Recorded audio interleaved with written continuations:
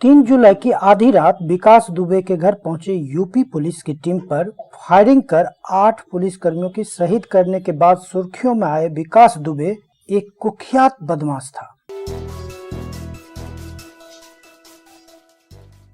1990 के बाद लगातार एक से बढ़कर एक कांड को अंजाम देकर अपने साथी होने का प्रमाण देता रहा। देखते ही देखते विकास दुबे को राजनीतिक संरक्षण मिलता गया। आखिरकार मध्य प्रदेश पुलिस ने उज्जैन स्थित महाकाल मंदिर में विकास दुबे की गिरफ्तारी कर उसी दिन यूपी पुलिस को सौंप दिया।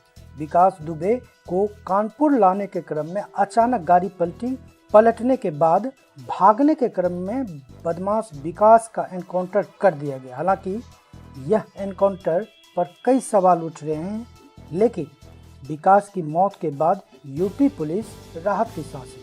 कुख्यात विकास दुबे अथवा विकास पंडित का जीवन। मध्यम वर्गीय परिवार में जन्मे विकास दुबे इंटर की पढ़ाई के बाद ग्रेजुएशन की पढ़ाई शुरू की। इसी दौरान विकास दुबे अपनी आपराधिक गतिविधियां शुरू कर दी। धीरे धीरे विकास का करतूत लोगों के सामने आने लगे। विकास अपनी पहचान और दुश्मनी निभाने के लिए कभी दया नहीं दिखाई। 90 के दशक में विकास दुबे अपराध की दुनिया में इतना समाहित हो गया कि उसे अपने चचेरे भाई की हत्या कर दी। विकास दुबे की कालगुजारी यही नहीं थमी। विकास दुबे ने 2001 में सिवली थाने में घुसकर बीजेपी के एक नेता संतोष शुक्ला की गोली मारकर हत्या कर दी और पुलिस सब कुछ देखता रहा। 1990 में विकास दुबे के नाम दर्ज पहला आपराधिक मुकदमा 2020 आते आते उनके नाम हत्या, डकैती, अपहरण, अवैध भूमि अधिग्रहण सहित 60 संगीन मामला दर्ज हो गया। अपराध और राजनीतिक गठजोड़ ने विकास दुबे को कभी पीछे मुड़कर देखने या फिर पछतावा करने का मौका नहीं दिया, जिसके परिणाम स्वरूप विकास दुबे ने एक साथ 8 पुलिसकर्मियों की जघन्य हत्या कर दी। फिल्म अर्जुन पंडित से मिलते जुलते कैरेक्टर से विकास के नाम के साथ पंडित शब्द का प्रयोग भी उसके गांव बिकरू में विकास दुबे की प्रेम कहानी।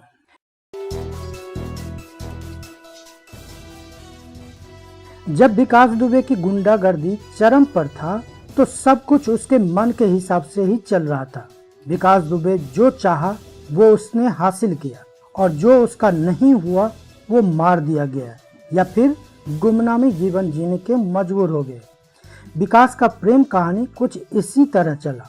90 के दशक में जब विकास दुबे अपराध की दुनिया में एक से बढ़कर एक कारनामे कर रहे थे तो यूपी पुलिस से लेकर यूपी में फल फूल रहे दूसरे गैंगस्टर विकास के खौफ खाने लगे।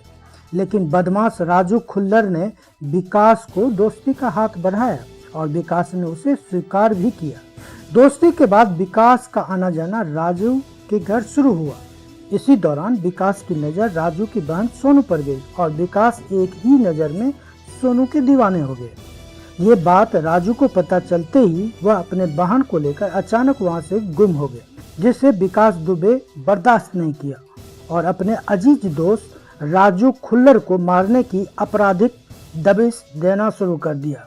दबिश बढ़ता देख राजू यूपी छोड़कर भाग गया, लेकिन सोनू विकास के सामने खुद को सरेंडर कर दिया और फिर दोनों ने शादी कर ली।